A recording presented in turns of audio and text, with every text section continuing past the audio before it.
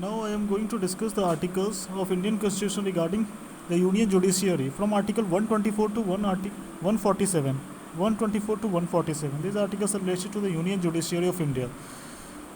Now starting from the Article 124, it is related with the establishment and constitution of Supreme Court. Article 124A is related to National Judicial Appointments Commission. Article 124B, functions of commissions. Article 124C, power of parliament to make law. Article 125 is related to salaries etc. of judges. Article 126 is related to appointment of acting chief justice. Article 127 is related to appointment of ad hoc judges. Appointment of ad hoc judges is comes under Article 127.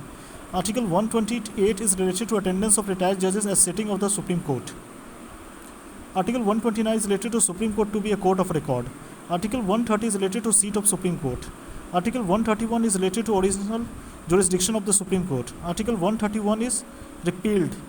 It means that exclusive jurisdiction of the Supreme Court in regard to questions as to constitutional validity of central laws represented by the Constitution 43rd Amendment Act 1977. This comes under Article 131A. Now Article 132 is related to appellate jurisdiction of Supreme Court in appeals from High Courts in certain cases. Article 133 is related to appellate jurisdiction of Supreme Court in appeals from High Courts in regard to civil matters.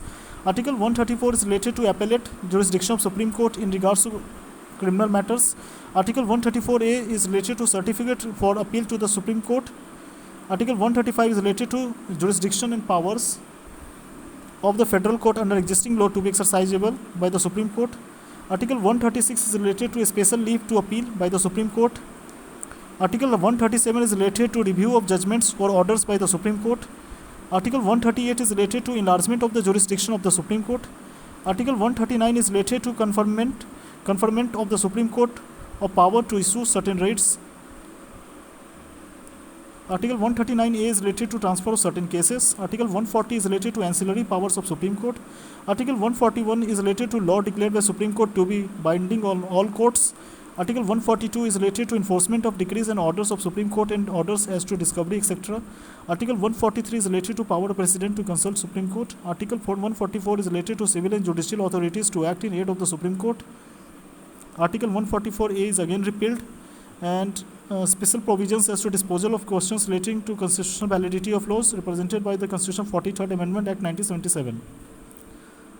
Now, Article 145 includes rules of courts, etc. Article 146 includes officers and servants and expenses of the Supreme Court, and Article 147 is related to interpretation. In this chapter, in chapter 5 of chapter 6, references to any substantial question of law as to interpretation of this constitution shall be construed as including references to any substantial question of law as to the interpretation of the Government of India Act 1935, including any enactment, amending of supplementing that act, or of any order in council or order made thereunder, or of the Indian Independence Act 1947, or of any order made thereunder. These are regarding the articles from 124 to 147 related to Union Judiciary of Indian Constitution.